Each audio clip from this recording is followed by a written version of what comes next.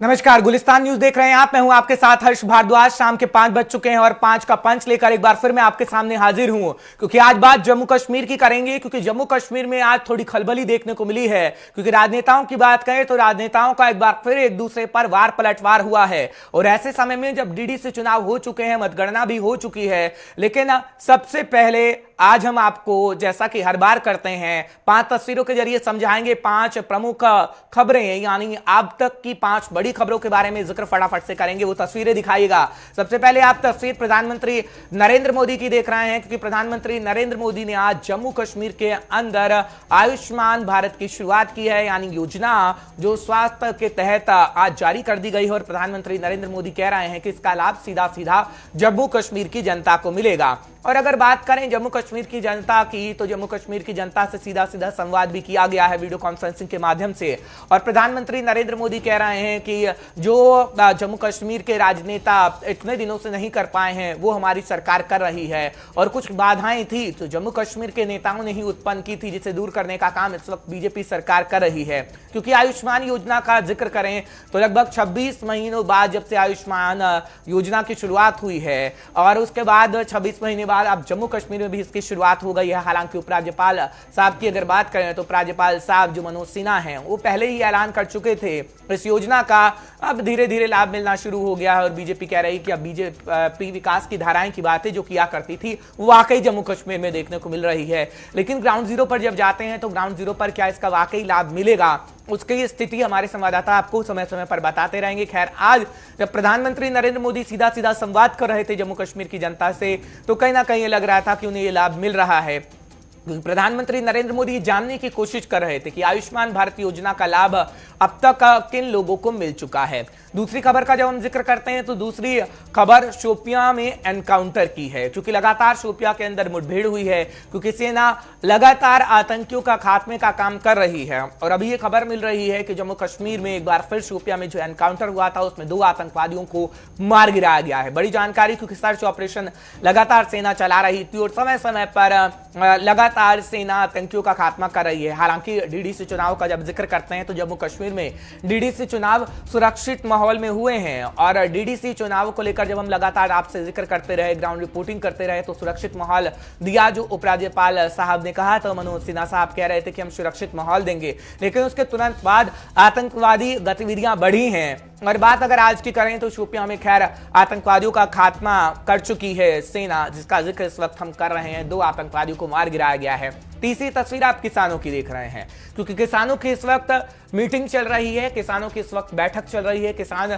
रणनीति पर चर्चा कर रहे हैं। आपको याद होगा प्रधानमंत्री नरेंद्र मोदी लगातार ये कह रहे हैं कि जो 3 बिल हम लेकर आए हैं वो कहीं ना कहीं किसानों के हित में है।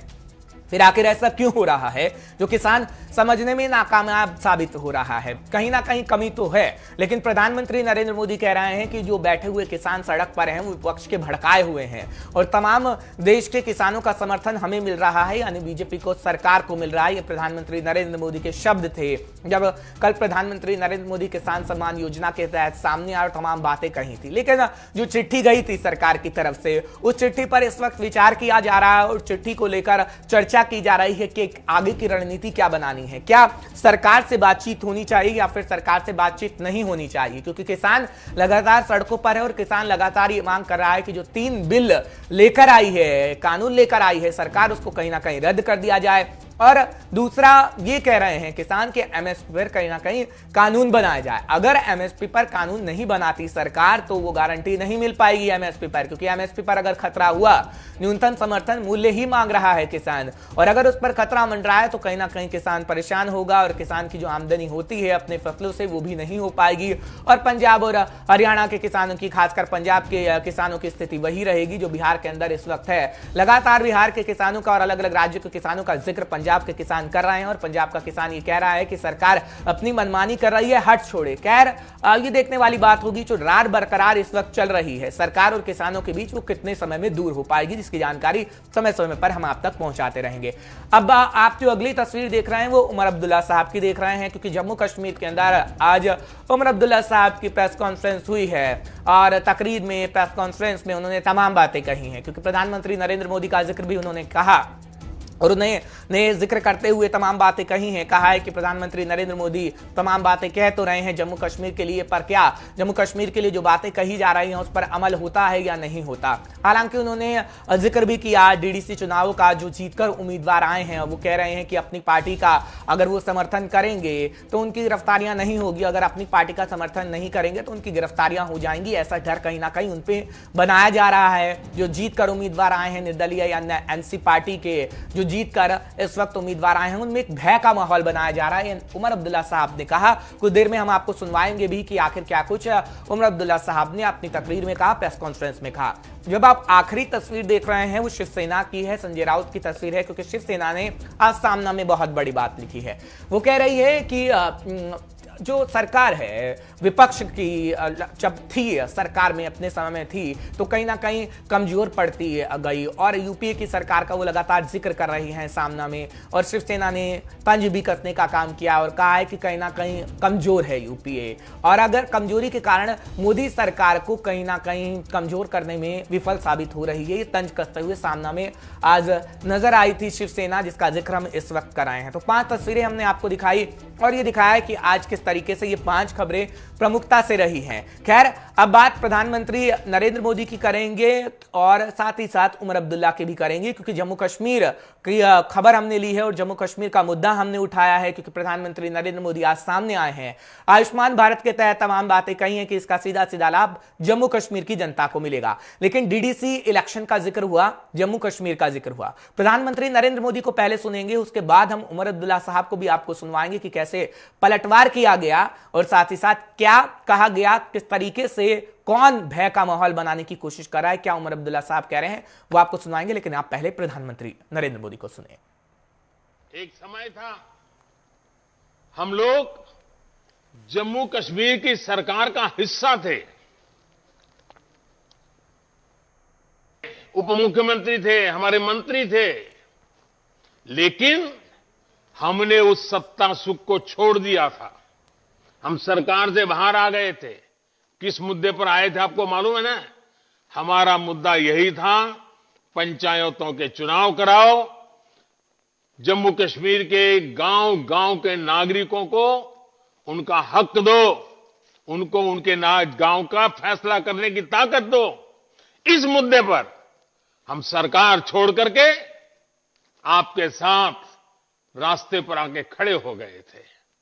और आज मुझे खुशी है कि ब्लॉक स्तर पर, पंचायत स्तर पर या फिर जिला स्तर पर आपने जिन लोगों को चुना है उनमें से ज्यादातर आपके बीच ही रहती हैं।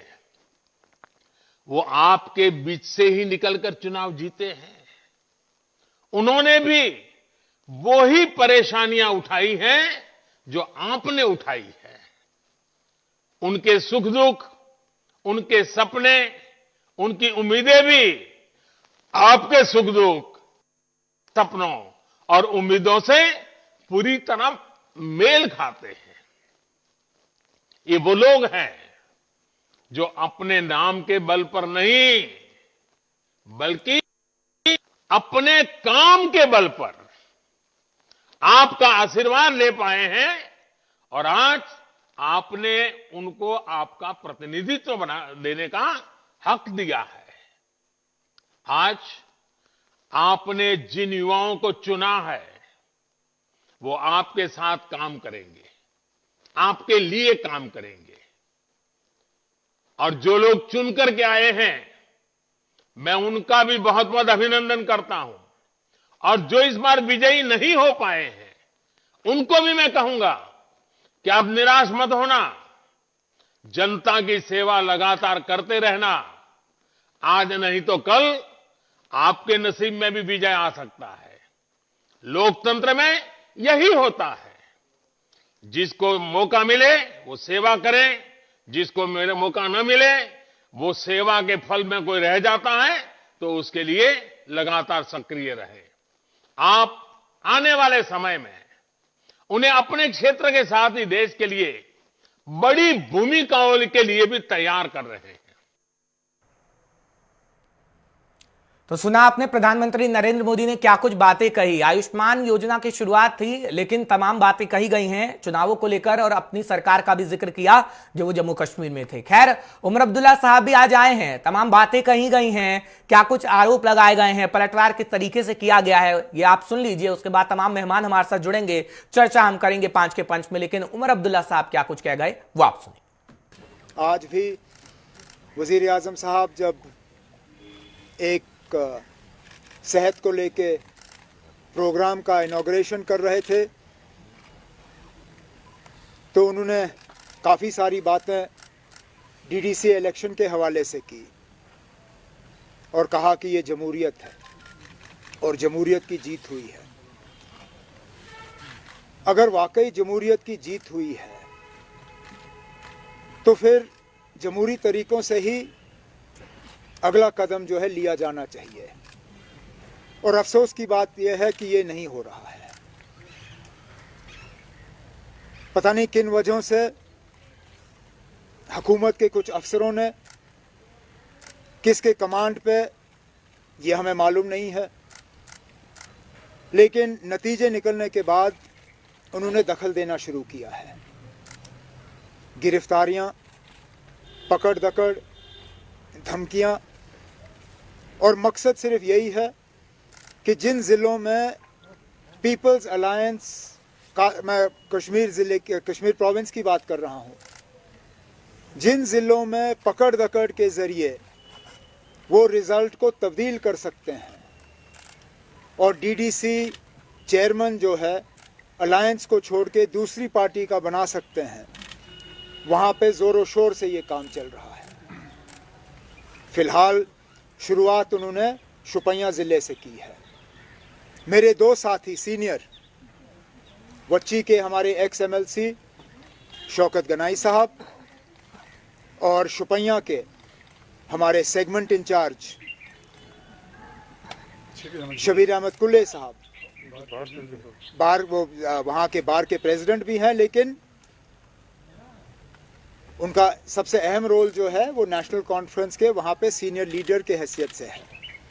नतीजों के बाद दोनों को वहाँ से उठाया गया, दोनों को कहते हैं प्रिवेंटिव डिटेंशन में लिया गया। अब वो क्या प्रिवेंट कर रहे हैं समझ में नहीं आता, क्योंकि सिवाय डेमोक्रेसी के और किसी चीज़ को प्रिवेंट नहीं किया जा रहा है वहाँ पे। शबीर कुल्ले साहब वो हैं जिनको 5 अगस्त के बाद भी प्रिवेंटिव डिटेंशन में बंद नहीं किया गया। अगर तब उनको बंद करना ज़रूरी नहीं था तो आज नतीजों के बाद उनको बंद क्यों किया गया वो अब हमें मालूम चल रहा है, क्योंकि वहाँ पे एक एक करके जो जीते हुए लोग हैं उनको श्रीनगर लाके अपनी पार्टी जो है उसमें ज्वाइन किया जा रहा है। इसमें इंडिपेंडेंट्स भी हैं, इसमें कांग्रेस के भी हैं, PDP के भी हैं, और बदकिस्मती से कल हमने देखा कि नेशनल कॉन्फ्रेंस के मैंडेट पे, नेशनल कॉन्फ्रेंस के सिंबल पे जो एक लेडी वहाँ जीत के आई, मुमताज़ यास्मीना सॉरी, उनको भी कल ज़बरदस्ती अपनी पार्टी में शामिल किया गया। और मैं सोच समझ के ये अल्फाज ज़बरदस्ती इस्तेमाल कर रहा हूँ क्योंकि मेरे एक साथी यहाँ बैठे हैं जिन्होंने टेलीफोन की रिकॉर्डिंग की है, जिसके बाद सारा बिल्कुल क्लियर ये पता चल जाता है कि यहाँ पे एडमिनिस्ट्रेशन और एडमिनिस्ट्रेशन के कुछ लोग हुकूमत और पुलिस का इस्तेमाल कर रहे हैं। तो आपने सुना क्या कुछ कहा उमर अब्दुल्ला साहब ने। वो कह रहे हैं कि किस तरीके से दखल अंदाजी की जा रही है। इससे पहले आपने प्रधानमंत्री नरेंद्र मोदी साहब को सुना जो डीडीसी इलेक्शन का भी जिक्र कर रहे थे। हमारे साथ तमाम नेता इस वक्त जुड़ रहे हैं। बीजेपी से ताहिर चौधरी साहब हमारे साथ जुड़ गए हैं, आपका बहुत बहुत शुक्रिया हमारे साथ जुड़ने के लिए। साथ ही साथ NC नेता हमारे साथ जुड़ रही हैं सारा हयात शाह, बहुत बहुत शुक्रिया आपका भी हमारे साथ जुड़ने के लिए। हम बातचीत करते हैं। दरअसल उमर अब्दुल्ला साहब, ताहिर चौधरी साहब आए हैं और वो कह रहे हैं कि आपने तो गिरफ्तारियों का काम शुरू कर दिया, तानाशाही अपनानी शुरू कर दी, क्योंकि हम आयुष्मान भारत का जिक्र करने वाले थे, लेकिन उमर अब्दुल्ला साहब तुरंत बाद आ गए और उन्होंने अच्छी खासी प्रेस कॉन्फ्रेंस की है और वो कह रहे हैं कि आप तो तानाशाही चला रहे हैं, गिरफ्तारियां कर रहे हैं, डीडी से चुनाव तो आपने करवा लिए, लोकतंत्र की आप बात कहते हैं, लेकिन अब तो गिरफ्तारियां आप करवा रहे हैं, कैसे आप धमका रहे हैं, वो काम कर रहे हैं, कितनी अच्छी बात है ये? देखिए, उमर अब्दुल्ला साहब का आज प्रेस कॉन्फ्रेंस करना और इस तरह का इल्जाम भारतीय जनता पार्टी के ऊपर और सरकार के ऊपर लगाना, ये बेबुनियाद चीजें हैं। उमर अब्दुल्ला साहब की तरह के पॉलिटिशियन को इस तरह की बात नहीं करनी चाहिए। जहां तक श्रीनगर की पॉलिटिक्स की बात आती है, सियासत की बात आती है, वहां पे जब से यूनियन टेरिटरी बनी 370-35 में चला गया, तो इन रीजनल पार्टी के जितने भी लीडर हैं, इनकी मजबूरियां रही इस तरह के बयान देना और इस तरह सेंट्रल गवर्नमेंट के ऊपर उंगली उठाना, इनकी आदत होगी, क्योंकि ये लोगों के पास इस टाइम पे इस तरह के इल्जाम लगाने के अलावा और इनके पास कुछ है नहीं है। लेकिन वो कह रहे हैं कि बयान हम सच्चाई के आधार पर दे रहे हैं, वो तो पूरी कहानी बयां कर रहे हैं कि किस तरीके से धमकाया जा रहा है, कहा जा रहा है कि अपनी पार्टी का समर्थन करिए नहीं तो हम आपको गिरफ्तार कर लेंगे। ये कह रहे हैं कि उम्मीदवारों को धमका रही है बीजेपी, सीधा खुले तौर पर बोल रहे हैं। देखिए, इस तरह कोई किसी को नहीं धमकाता। कोई पॉलिटिकल पार्टी का लीडर अपनी पार्टी को छोड़ के दूसरी पार्टी में नहीं जाता। श्रीनगर की ये हिस्ट्री रही है। वहां के जो सियासतदान होते हैं टाइम टू टाइम पार्टियां चेंज करते हैं, अपने सिस्टम के हिसाब से चलते हैं। अगर कोई पार्टी चेंज कर रहा है, अपनी पार्टी में जा रहे हैं या अपनी पार्टी का एनसी में जा रहा है, तो उनकी अपनी रीजनल अपनी उनकी प्रॉब्लम होगी, अपनी उनकी बात होगी जो बीच में बात चल रही है। इसमें आप भारतीय जनता पार्टी को लाओगे, सरकार को बीच में लाओगे, ये बातें किसी ढंग से भी नहीं बनती। सारा हयात शाह जी, आपका सबसे पहले बहुत बहुत शुक्रिया। जिस तरीके से ताहिर चौधरी साहब कह रहे हैं कि आपका तो सिर्फ काम हो गया है, नेशनल कॉन्फ्रेंस का सिर्फ काम हो गया है कि बात बनाकर कुछ भी कह दीजिए, और हम तो लोकतंत्र को बचाने का काम जम्मू कश्मीर में कर रहे हैं, और जितनी संख्या डीडीसी में हमने देखी है, सिर्फ इतनी खुशी हुई कि लोकतंत्र बचा रहा और लोकतंत्र को जीवित रखने का काम बीजेपी ने कर दिया। क्या लोकतंत्र को जीवित रखने का काम नेशनल कॉन्फ्रेंस नहीं कर रही थी पहले से?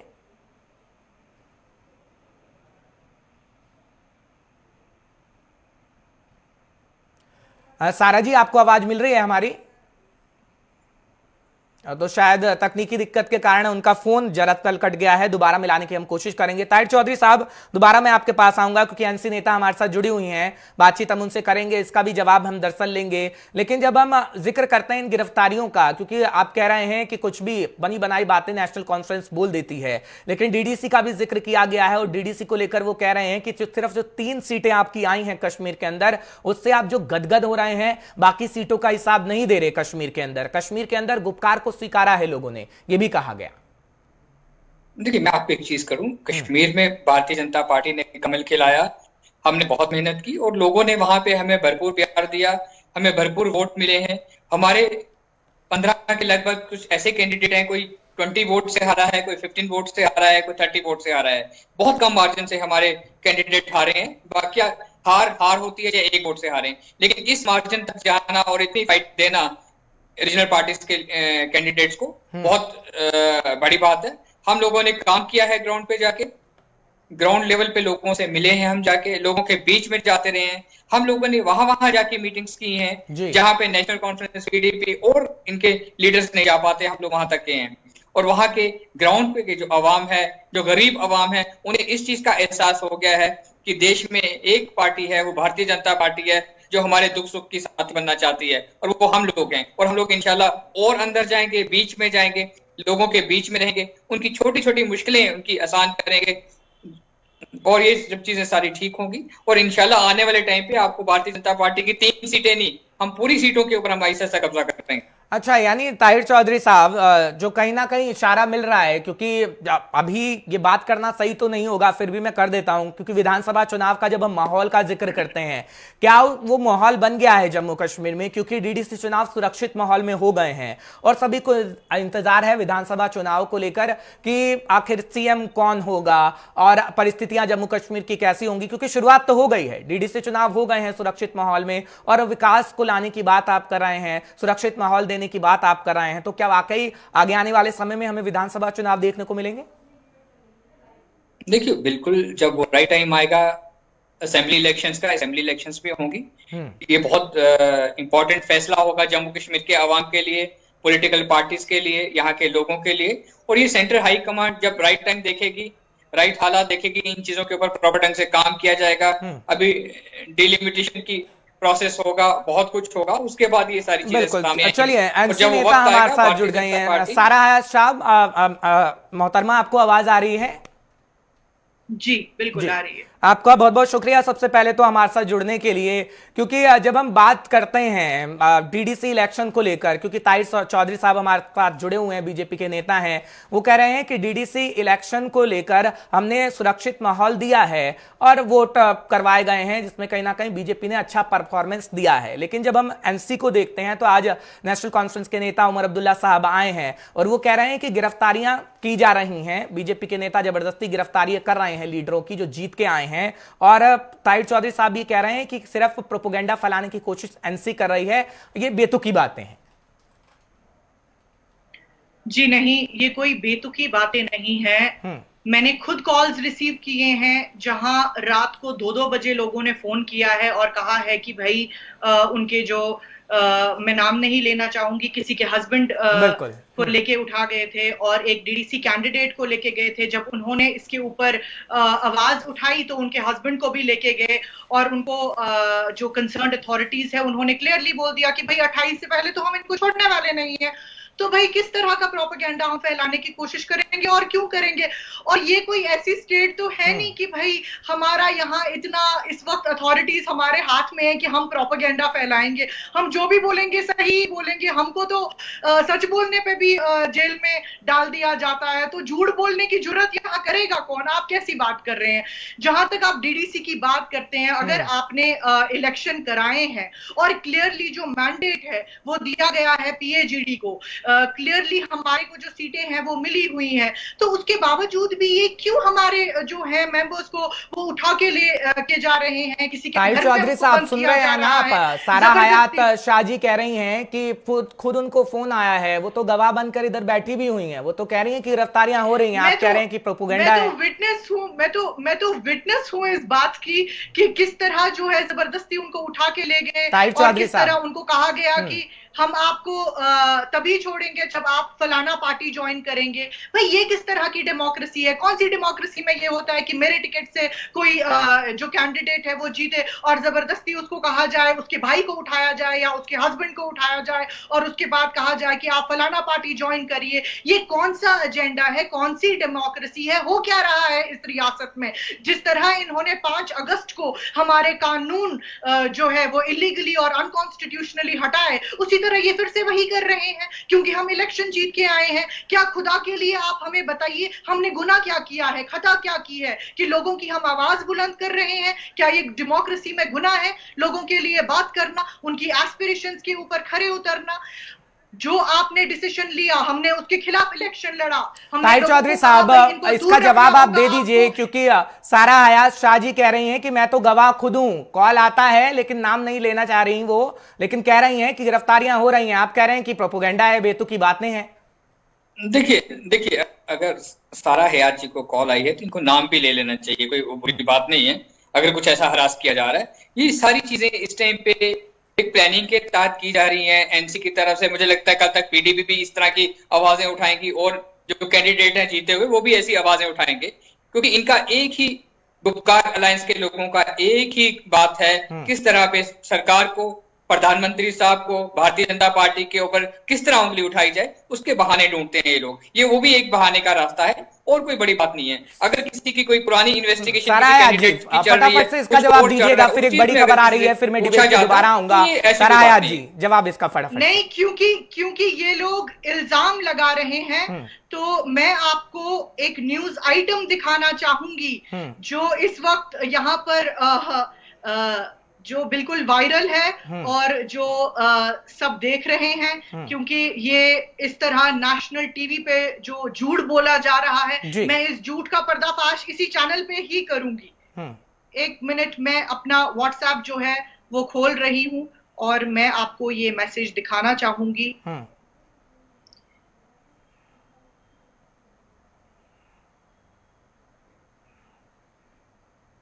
ये है न्यूज आइटम जिसमें साफ साफ लिखा है कि डिटेन हुए हैं। मैम थोड़ा कैमरा के सामने जरा करिएगा। हाँ ठीक है। ये देखिए, ताहिर चौधरी साहब, अब तो वो व्हाट्सएप दिखा रही हैं और कह रही हैं कि ये तो मैं पूरा डिटेल लेकर आई हूं, बता रही हैं, और कह रही हैं ये तो बीजेपी की हरकत है। अब आप कैसे कह सकते हैं? ये तो न्यूज हर जगह वायरल है। ये ऐसा कुछ नहीं है कि मैं कह रही हूँ। आप किसी को भी पूछेंगे तो वो आपको बताएंगे। झूठ बोलने का तो सवाल ही पैदा नहीं होता। हमारी सियासत 1931 में सच्चाई पे शुरू हुई है और इंशाअल्लाह ताला जब तक जिंदगी रहेगी हम वही सच्चाई की सियासत करेंगे। चलिए सारा हयात शाह जी, मैं इसका जवाब लूंगा। एक बड़ी खबर फटाफट ले लेता हूं। किसानों को लेकर एक बड़ी खबर आ रही है, आप दोनों के पास तुरंत मैं आऊंगा। किसानों को लेकर इस वक्त बड़ी खबर आ रही है क्योंकि किसान लगातार रणनीति बना रहे थे। इस डिबेट पर हम दोबारा जाएंगे, लेकिन इस बीच बड़ी खबर आपको बता देते हैं किसानों को लेकर जो इस वक्त सामने आ रही है, क्योंकि प्रधानमंत्री नरेंद्र मोदी की तरफ से या यूं कहिए सरकार की तरफ से जो चिट्ठी गई थी, अब उसको लेकर एक और तारीख आ गई है सामने। उसके बारे में फटाफट से आपको बता देते हैं कि 29 दिसंबर को सरकार किसानों के बीच बैठक होगी। बड़ी जानकारी, क्योंकि बातचीत को लेकर लगातार रणनीति बनाई जा रही थी। सिंगू बॉर्डर पर किसानों ने फैसला लिया है। कड़ाके की ठंड में किसानों का आंदोलन जारी है और बड़ी जानकारी इस वक्त हम आप तक पहुंचा रहे हैं क्योंकि नए कृषि कानून को रद्द कराने पर किसान अड़ा हुआ है और बड़ी जानकारी मिल रही है 29 दिसंबर को सरकार किसानों के बीच बैठक होगी। इस वक्त की बड़ी जानकारी, सिंगू बॉर्डर पर किसान नेताओं ने बैठक करके यह फैसला लिया है, यानी एक और तारीख सामने आ गई है। अब यह कहा जा रहा है कि बातचीत की प्रक्रिया चलेगी और सरकार के साथ बातचीत किसान करेंगे। किसानों की तरफ से बड़ा फैसला लिया गया है जिसकी जानकारी इस वक्त आपके टीवी स्क्रीन पर है और हम आपको प्रमुखता से बता रहे हैं क्योंकि किसान और सरकार में रार बरकरार है और लगातार ये रार कब खत्म होगा उसकी तारीख कहीं ना कहीं तय करती जा रही हैं सरकारें हो या फिर किसान हो।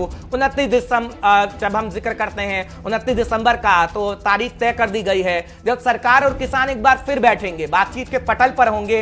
ये कृषि कानून रद्द होंगे या फिर बात बन जाएगी, ये तो खैर देखने वाली बात होगी। बड़ी जानकारी इस वक्त हमने आपको बता दी। खैर अब बात करते हैं जम्मू कश्मीर की एक बार फिर, क्योंकि जम्मू कश्मीर का जिक्र हम लगातार कर रहे हैं और जम्मू कश्मीर का जब हम जिक्र करते हैं तो आज प्रेस कॉन्फ्रेंस की गई है उमर अब्दुल्ला साहब की तरफ से जिसमें गिरफ्तारी की बात कही गई है और एनसी के नेता भी हमारे साथ जुड़े हुए हैं और बीजेपी के नेता भी हमारे साथ जुड़े हुए हैं। स्क्रीन पे जरा दिखा दीजिएगा उन्हें। और लगातार हम बातचीत कर रहे थे। ताहिर चौधरी साहब, अब आप अपनी बात को पूरा करिएगा क्योंकि जो सारा हयात शाह ने दिखाया है वो कह रही है कि ये तो खबर हमेशा चल रही है और जीता जागता सबूत तो मैं आपके सामने बैठी हूं, ये एनसी के नेता कह रहे हैं। देखिए इस तरह व्हाट्सएप के मैसेजेस या कोई कॉल की आप रिकॉर्डिंग बता दें तो उसकी प्रॉपर इन्वेस्टिगेशंस करवाएं, कहां से आई, किसने भेजी, क्यों भेजी, ठीक है ना। इन चीजों को हम नहीं भेजते, हम नहीं समझते कि इस तरह की प्रोपोगंडा करके इस तरह के व्हाट्सएप के मैसेज आप लाइव चैनल पे दिखा के या कुछ मैसेजेस दिखा के आप कहें कि भारतीय जनता पार्टी इस लेवल की सियासत करती है। भारतीय जनता पार्टी बहुत ही क्लियर कट पार्टी है, हम क्लीन पॉलिटिक्स करते हैं, देश की तरक्की के लिए, डेवलपमेंट के लिए, हर चीज के हम आगे बढ़ने वाले लोग हैं। बहुत पॉजिटिव सोच की पार्टी है, हम लोग इस तरह के काम नहीं करते हैं। आप लोग इलेक्शन लड़ने के बाद अगर जीत के आए हैं और इसके बाद आप इस तरह के अगर आप ड्रामे करना शुरू कर दिए नेशनल कॉन्फ्रेंस ने, तो मुझे समझ नहीं आती कि नेशनल कॉन्फ्रेंस और ये पूरा गुपकार अलायंस चाहता क्या है। कश्मीर के अवाम को क्यों गुमराह कर रहे हैं ये लोग, बड़ी अजीब सी बात है इनकी तरफ से इस तरह की प्रेस कॉन्फ्रेंस। सारा हयात शाह जी, बीजेपी लगातार आप पर आरोप लगाती रही, नेशनल कॉन्फ्रेंस पर आरोप लगाती रही कि 370 को लेकर आपने बड़े झूठे वादे जनता से किए 370 को लेकर, क्योंकि 370 तो था तो जम्मू कश्मीर में विकास नहीं हो रहा था। ना नेशनल कॉन्फ्रेंस की सरकार ने कुछ किया, ना पीडीपी ने कुछ किया। टारगेट नेशनल कॉन्फ्रेंस को ज्यादा किया गया क्योंकि नेशनल कॉन्फ्रेंस की सरकार जम्मू कश्मीर में ज्यादा रही। आपने तो कुछ किया नहीं, अब उसको समेटने का काम बीजेपी कर रही है। ये बीजेपी का सीधा सीधा आप पर आरोप है। क्या समेटा है इन्होंने पिछले 1 साल से? गुर्बत की जो पीक है वो बनी हुई है, टूरिज्म खत्म हो चुका है, हर एक कारोबार ठप बैठा है। झूठ बोलने की सियासत हमारी नहीं है, झूठ बोलने की सियासत उन लोगों की है जिन्होंने 5 अगस्त में उस दिन तक 12 बजे सुबह तक ये बोलते रहे कि भाई कुछ नहीं होने वाला है 370 को। अब मैं नाम नहीं लेना चाहूंगी, इनके छोटे से लेके ऊपर तक की अथॉरिटीज ने झूठ बोले हमारे से उस दिन। कश्मीर की जो अवाम है वो बहुत काबिल अवाम है, वो गुमराह होने वालों में से नहीं है। उनको मालूम है उनको गुमराह करने वाले कौन है, उनको मजहब पे तोड़ने वाले कौन है, वो सब कुछ जानते हैं, वो सबके एजेंडे जानते हैं और इसलिए जो उन्होंने वोट दिया है वो आज पीएचडी को दिया है। जब ये कहते हैं कि डेमोक्रेसी में लोगों की बड़ी इज्जत होनी चाहिए, वोट की इज्जत होनी चाहिए, तो जिन लोगों ने वोट दिया ये उनको गुमराह कर रहे हैं, उनको ये कह रहे हैं कि जो आपने वोट दिया आपने ये गुमराही के नाम पे दिया है। तो क्या इनका मतलब है कि जम्मू कश्मीर की जो रियासत है, यहाँ की जो अवाम है वो गुमराह हो चुके हैं? वो लोग नहीं, वो गुमराह नहीं हो चुके हैं।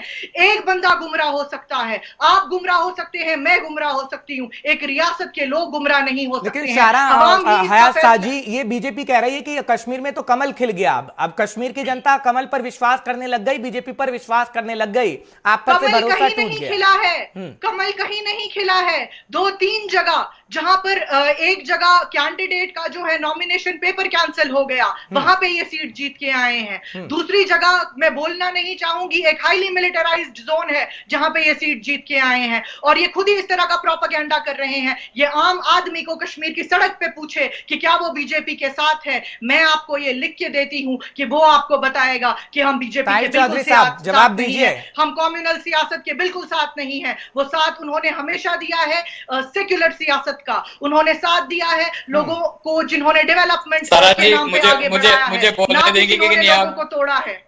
ताहिर चौधरी साहब जवाब मांग रहे हैं इनसे। देखिए सारा जी, आप कह रहे हो कि कश्मीर का कोई इंसान बीजेपी के साथ नहीं है। अभी हाल ही में जब हमारी रैली निकल रही थी, आप आइए सड़क पे, आप भी आइए, मैं भी आती हूं, दोनों एक जगह खड़े होके देख लेते हैं कि कौन किसके साथ है। देखो मेरी बात सुनिए, जब हमारी रैलीज निकलती हैं आपको तिरंगा भी दिखता है, भारतीय जनता पार्टी के झंडे भी दिखते हैं और हजारों की तादाद में लोग हमारे साथ हैं। देखिए ये चीज आपको माननी पड़ेगी, चाहे आप एनसी के हो, पीडीपी के हो, जिन पार्टीज के भी लोग हैं वहां पे, आप सबको ये चीज माननी पड़ेगी कि भारतीय जनता पार्टी का वहां पे एक जो हमारा परिवार है वो बड़ा है, हमारे साथ लोग जुड़े हैं। श्रीनगर के आम लोगों से अगर बात की जाए, वो लोग हमारे साथ हैं आज की डेट, और इंशाल्लाह आने वाले दिनों में हमारा और परिवार बढ़ेगा। और इस चीज की दिक्कत आप लोगों को जाहिर सी बात है होनी है। कश्मीर में आने वाले दिन में जब भी इलेक्शन, देखो सारा मेरी बात सुनिए, मेरी रिजेक्ट कर दिया। सारा इनको 52% देखिए सारा, हमें लोगों ने हमें आज वो वोट परसेंटेज 32% पे आ चुका है। मेरी बात सुनो सारा, मुबारकबाद पेश करना चाहूंगी जम्मू कश्मीर की आवाम को कि उन्होंने इन को कंप्लीटली रिजेक्ट कर दिया है। मैं जम्मू कश्मीर के आपके बोलने से लोग नहीं समझेंगे, जनता के मुद्दों पे बात करते हैं। ताहिर जी, सारा जी, अब जरा जनता को मुद्दों पे बात करते हैं। बीजेपी ये कह रही है, सारा हयात शाह जी, कि हमने जनता को मेडिकल कॉलेज दिए, हमने जनता को स्कूल दिए, हमने जनता को सही शिक्षा दी। अगर बात पिछली सरकारों की करें तो पिछली सरकार बरगलाने का काम करती रही, कलम हाथों में नहीं था जम्मू कश्मीर के युवाओं को। लेकिन प्रधानमंत्री नरेंद्र मोदी ने लाल किले से कहा कि कलम हाथों में देंगे हम बंदूक की जगह, और अब कहीं ना कहीं वो स्थिति बदल रही है। 370 हटने के बाद युवाओं की अगर बात करें तो युवा खास करके ये समझ गए हैं कि जम्मू कश्मीर में विकास की धाराएं किस तरीके से बहेंगी। ये बीजेपी का कहना है। आपने इतने दिनों में क्यों ये सब ठीक नहीं किया, ये बीजेपी पूछ रही है। मुझे बताइए ना, अगर इन्होंने डेवलपमेंट की है तो लोगों ने वोट क्यों नहीं दिया अपना इनको? बताइए ना मुझे, अगर इन्होंने थोड़ी सी भी डेवलपमेंट की होती, लोग इनके साथ होते या लोग इनके किसी भी नारे के साथ होते, आज हमारे को फिर भी 2G क्यों चलाना पड़ रहा है? डर किस बात का है कि ये 4G ऑन नहीं करते? लोग क्लियरली जो है इनके साथ नहीं है। इन्होंने फोन लाइंस तक बंद किए, इन्होंने लोगों को जेलों में डाल दिया ताकि वो अपनी आवाज न बुलंद कर सके। किसी डेमोक्रेसी में दुनिया की इस तरह नहीं होता जहां पे लोगों को, अवाम को इतना डिसरिस्पेक्ट किया जाए। कहीं पे ऐसा नहीं होता। ये तो आपके सामने सबूत इसका जवाब दीजिए। आप कह रहे हैं कि बीजेपी सिर्फ जेलों में डालना चाहती है, कौन सा विकास आपने कर दिया है? 370 हटने के बाद तो नेट बंद हो गया है और ना ही शिक्षा मिली, ना ही ऐसी स्थिति बन पाई जम्मू कश्मीर के अंदर जिसके आप दावे वादे कर पाए, लेकिन फिर भी आप बोल रहे हैं। देखिए इस टाइम पे इन लोगों की मजबूरी है इस तरह की बातें करनी। सारा हयात भी जो कुछ कह रही है उनकी मजबूरी है इस तरह के अल्फाज बोलने, क्योंकि उन्होंने अपनी पार्टी लाइन पे बोलना है। जो हकीकत की बात है, भारतीय जनता पार्टी की सरकार आने के बाद, नहीं सारा मेरी बात सुनो, मेरी बात सुनो सारा, बोलती हूँ, मेरी कोई मजबूरी मैं भी जो सच होगा मैं वही कहूंगी। सारा मेरी बात सुनो, मैं भी अल्लाह का बंदा हूँ, मैं भी सच बोलता हूँ, मैं भी झूठ नहीं बोल रहा हूँ। मेरी बात सुनो, वो तो नजर आ रहा है। बहुत कॉलेजेस हमने खोले, हमने मेडिकल कॉलेजेस खोले, IIM खोले, IIT खोला। आज के दिन हमारे प्रधानमंत्री साहब ने जम्मू कश्मीर के हर इंसान के लिए, हर परिवार के लिए आयुष्मान कार्ड का स्टार्ट किया और हर फैमिली को 5 लाख रुपए की ट्रीटमेंट का बीमा दिया गया। आज प्रधानमंत्री साहब की जो सोच जम्मू कश्मीर के लिए थी, उन्होंने गरीब को और अमीर का जो एक फासला था वो खत्म कर दिया। आज कश्मीर के अवाम को पूछिए, आज ही प्रधानमंत्री साहब एक छोटे से आज खत्म कर दिए। नहीं, मेरी बात कंप्लीट करने दो, मेरी बात कंप्लीट करने दो आप। आज प्रधानमंत्री साहब ने एक कॉन्फ्रेंस के थ्रू एक छोटे से दुकानदार के साथ बात की जिसकी हार्ट की सर्जरी होनी थी और उसके आयुष्मान कार्ड की से उसकी सर्जरी हुई। उसने ये बात प्रधानमंत्री साहब को खुद कही कि मेरे को जब ये कार्ड मिला, मेरा सब ऑपरेट फ्री हुआ, मेरा 1 रुपया भी खर्च नहीं हुआ। कितनी खुशी पूरे देश की 135 करोड़ जनता को हुई कि शुक्र है प्रधानमंत्री साहब की जो सोच थी ये चीज जम्मू कश्मीर में इंट्रोड्यूस की और जम्मू कश्मीर के लोगों को, हर परिवार को इस चीज का फायदा मिलने लगा। और आने वाले दिनों में सरकार की लेकिन ताहिर चौधरी साहब, एक बात मैं भी कहूंगा, सारा जी एक बात मैं भी कहना चाहूंगा, एक एग्जाम्पल है इनके पास देने के लिए, ये है इनकी डेवलपमेंट पोस्ट अगस्त। सारा जी एक सवाल मैं भी पूछ लेता हूं, क्योंकि ताहिर चौधरी जी इसका जवाब भी दीजिएगा, क्योंकि आयुष्मान भारत का जब हम जिक्र करते हैं ना, अच्छी बात है, आयुष्मान भारत की स्कीम लेकर आए हैं, अच्छी बात है, इसका फायदा मिलेगा क्योंकि इसका फायदा मिल रहा है। लेकिन अगर हम फारूक अब्दुल्ला साहब की बात करें तो फारूक अब्दुल्ला साहब जब हाल ही में संसद में गए थे तो उन्होंने स्वास्थ्य सुविधाओं के ऊपर ध्यान दिलाया था सरकार को और बोला कि स्वास्थ्य सुविधाएं जम्मू कश्मीर में, हालांकि कोरोना काल को लेकर ही उन्होंने बोला था, लेकिन तमाम बातें वो कह गए थे कि स्वास्थ्य सुविधाएं इस वक्त जम्मू कश्मीर में बेहतर नहीं है, उसको बेहतर करने का प्रयास करना चाहिए, केंद्र सरकार से उन्होंने अपील भी की थी। ये फारूक अब्दुल्ला साहब संसद में कह गए थे जब हाल ही में आए थे। क्या ये उसका नतीजा है या फिर आप जो अभी कर रहे हैं या डीडीसी के जो इलेक्शन हुए हैं उसमें जनता का साथ जो आपको मिला है आपका रिटर्न गिफ्ट है?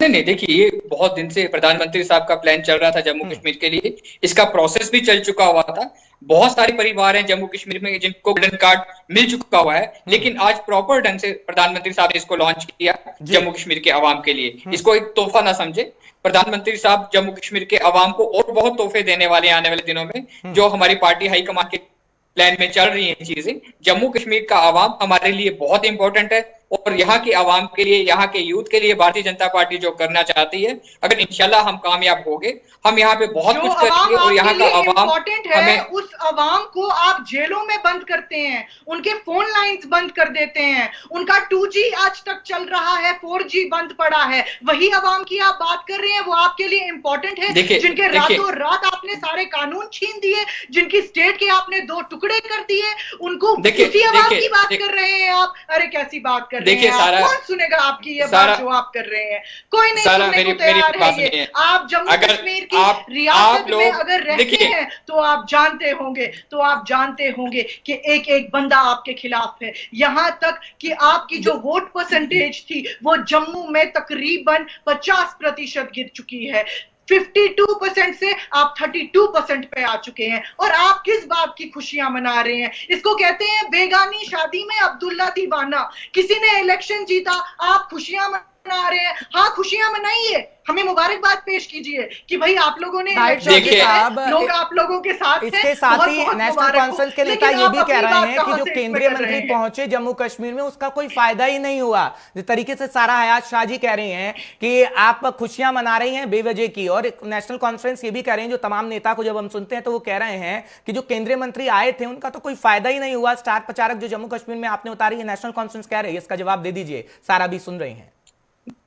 देखिए, जब डीडीसी इलेक्शन का स्टार्ट हुआ और कैंपेन स्टार्ट हुई, हमारी सेंटर हाई कमांड की पूरी टीम, हमारा भारतीय जनता पार्टी का एक सिस्टम है इलेक्शन लड़ने का। जब हम इलेक्शन लड़ते हैं बड़े सिस्टम से लड़ते हैं। एक टीम को डिप्यूट किया गया जम्मू कश्मीर के लिए और सबने दमखम के साथ काम किया, हमारे कार्यकर्ताओं ने काम किया और हम Gupkar alliance all parties versus Bharatiya Janata party थी। और जब हम उभर के आए, हम इन सबसे हम आगे हैं। इस चीज का इन लोगों को एहसास नहीं है और आने वाले दिनों में इन लोगों को आज ये खतरा इनको एहसास हो रहा है क्योंकि इनके पैरों के नीचे से जमीन खिसक रही है। ये ग्राउंड में जाने के काबिल नहीं है ये लोग। चाहे एनसी के लोगों की बात करो, चाहे पीडीपी की करो, चाहे और वहां की जो लोकल पार्टीज उनकी बात करो, ये लोग बस झूठे इल्जाम लगा सकते हैं, झूठे प्रोपोगंडा कर सकते हैं, बहुत कुछ कर सकते हैं। अगर वैली के अंदर किसी पॉलिटिकल पार्टी ने रैलीज की है, हम लोगों ने सोपुर के अंदर झंडे लहराए, सोपुर में हमने सुपैया में की, हमने दल के अंदर हमने रैली की, और ये लोग देख रहे थे। इन लोगों को आज इन लोगों को किस चीज का एहसास हो गया है कि भारतीय जनता पार्टी वाकई में ये बीजेपी पूछ रही है आपसे, क्योंकि जब ये डीडीसी इलेक्शन हुए ना तो बीजेपी के सार कैंपेनिंग बड़ी अच्छे से हुई, पहुंचे नेता, वो तस्वीर भी हमने देखी। लेकिन बीजेपी ये कह रही है कि आखिर क्यों छुप के बैठे थे बड़े अब्दुल्ला साहब, छोटे अब्दुल्ला साहब, क्यों नदारद रहे हैं। अच्छी बात है, आप कह रही हैं कि गुपकार को लोगों ने अपनाया है और कहीं ना कहीं नेशनल कॉन्फ्रेंस को जो तवज्जो दी है वो आगे आने वाले दिनों में नेशनल कॉन्फ्रेंस उसका तोहफा लोगों को जरूर देगी। लेकिन कहां नदारद रहे अब्दुल्ला साहब की जब हम बात करते हैं, ये बीजेपी का प्रश्न है कि उनको भी तो जमीन पर उतरना चाहिए था। बिल्कुल, मैं आपको इस बात का बिल्कुल जवाब दूंगी। हम जमीन पे उतरे होते अगर इन्होंने हमें झूठे केसेस में ना फंसाया होता। ये इस चीज में बिजी रहे ताकि ये लोग जो है, हम लोग डीडीसी इलेक्शन से दूर रहे, ताकि इनके लिए जो है मैदान बिल्कुल खुला रहे और सारे पॉलिटिकल पावर लेयर्स को ये लोग कैप्चर करे। लेकिन जब हमें ये रियलाइज हुआ कि इनका जो मकसद है वो कोई डेवलपमेंट नहीं है, वो कोई आगे प्लानिंग वाला नहीं है, इनका सिर्फ मकसद इतना है कि भाई ये लोग वहां से दूर रहे ताकि हम जो है यहाँ पे इन्वेजन जो है अपना वो कंप्लीट अच्छा, एक बात और है ताहिर चौधरी साहब, नेता है ना, पीडीपी के नेता हो, नेशनल कॉन्फ्रेंस के हो, ये कह रहे हैं कि आप तोड़ना अच्छे से जानते हैं, किसी को तोड़ दीजिए, उसको कमजोर कर दीजिए। ये कह रहे हैं, क्या ये आपने खूबी अपना ली है या फिर आप वाकई कुछ और करना चाहते हैं लेकिन लोग कुछ और समझ जाते हैं, खासकर जो नेता है नेशनल कॉन्फ्रेंस? ये डिवाइडेड रूल जो ब्रिटिश पॉलिसी थी उसी पे चल रहे हैं कब से, और कुछ नहीं है। बीफ पैन, लव जहाज, ये सारे मसले हैं। मसला डेवलपमेंट का नहीं है, मसला इकोनॉमी का नहीं है, मसला जम्मू कश्मीर का नहीं है जिसकी बात दुनिया के हर कोने कोने में हो रही है। उन मसलों को इन्होंने इग्नोर कर दिया है। इनको बस एक इंसान को दूसरे इंसान के खिलाफ मजहब के लाइन ताहिर चौधरी साहब इसका जवाब दे दीजिए, क्योंकि वक्त की थोड़ी पाबंदी है मेरे पास, तो आप इसका जवाब दे दीजिए। इसका जवाब सुन लेते हैं। देखिए, अगर सारा चुप करेंगे तो मैं कुछ बोलूंगा। बोलिए बोलिए। देखिए, सारा जी जो इल्जाम लगा रहे हैं, ये इल्जाम भारतीय जनता पार्टी के ऊपर बिल्कुल नहीं आते हैं। भारतीय जनता पार्टी देश की एक ऐसी पार्टी है, हम लोगों को जोड़ने की बात करते हैं, लोगों की डेवलपमेंट की बात करते हैं, गरीब के रोजगार की बात करते हैं, गरीबों की हक की बात करते हैं। हम उस रास्ते पे चलने वाले लोग हैं। जहां तक श्रीनगर के लीडर्स की बात आती है, ठीक है, इनकी केसेस की इन्वेस्टिगेशन चल रही थी, इनकी उस टाइम पे इन्वेस्टिगेशन के फैसले आ रहे थे, इनको इन्वेस्टिगेशन एजेंसीज बार बार बुला रही थी, वो चीजें चल रही थी। नेता कह रहे हैं कि ऐसे समय में क्यों केस सामने आ गए हैं जब चुनाव हो रहे हैं, देखिए ऐसे समय में आप हमें पीछे करना चाहते हैं। देखिए, वो चीजें हमारे हाथ में नहीं है, सरकार के हाथ में नहीं है, पार्टी के हाथ में नहीं है। अगर ईडी किसी चीज की इन्वेस्टिगेशन कर रही है, सीबीआई कर रही है, एसीबी कर रही है, तो लोग तो इनको बुलाएंगे। अब इन लोगों ने इतने स्कैम किए हुए हैं, 70 साल से इन लोगों ने जम्मू कश्मीर को लूटा हुआ है। अगर उसका इनसे हिसाब मांगो तो उसका भी इनको प्रॉब्लम होती है कि हमारे से हिसाब क्यों मांगा जा रहा है। और मुझे लगता है आने वाले टाइम पे और इनसे हिसाब मांगे जाएंगे, क्योंकि जितने इन्होंने स्कैम किए हुए हैं, 70 साल से इन्होंने जम्मू कश्मीर के गरीब अवाम को इन्होंने लूटा है, गरीब अवाम के नवाले छीन के इन्होंने अपना सब कुछ बनाया है। इन लोगों ने आज तक जम्मू कश्मीर के गरीब अवाम को गुमराह किया है इन लोगों ने। और ये जो चीजें हैं, ये अब गरीब अवाम के सामने, आम आदमी के सामने आ चुकी हैं, और उस चीज का जवाब इनको आम आदमी देगा। नहीं लूट रही है। चलिए, अब आप दोनों का बहुत बहुत शुक्रिया हमारे साथ जुड़ने के लिए और बातचीत में शामिल होने के लिए। खैर, सारा हयात जी आपका बहुत बहुत शुक्रिया और ताहिर चौधरी साहब आपका भी बहुत बहुत शुक्रिया। वक्त की थोड़ी पाबंदी है इसलिए आपसे अलविदा लेना चाहूंगा। खैर, जनता जनार्दन है, वो समझती है जम्मू कश्मीर की जनता अपना भला, कि उनका भला आखिर कौन कर रहा है। क्योंकि अब जब चुनाव हुए हैं, डीडीसी के चुनाव हुए हैं, जो दावे वादे चाहे गुपकार ने किए हों या फिर बीजेपी ने किए हों, वो हकीकत में तब्दील होगी या नहीं, उसकी जानकारी भी गुलिस्तान न्यूज आपको प्रमुखता से पहुंचाता रहेगा और हर एक जानकारी आप तक पहुंचती रहेगी। फिलहाल एक ब्रेक का वक्त हो चला है, 5 के पंच में इजाजत दीजिए। नमस्कार।